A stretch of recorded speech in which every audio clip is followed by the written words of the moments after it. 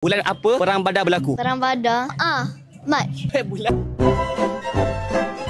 Berapakah rukun wuduk? Rukun wuduk Ui, saya kena kira balik tu. Niat, Niat. muka. Ke. Okey, tangan, Tangan. kepala. Tangan, kepala.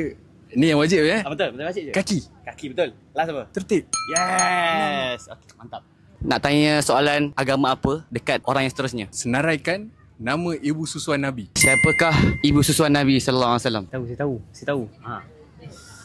Saidina Tak, dia lapai Halimatus Sa'diyah. Alhamdulillah dapat. Satu soalan Islamik untuk orang lepas ni pula. Bilakah perang Badar berlaku? Wow. Bulan apa Perang Badar berlaku? Perang Badar. Mac.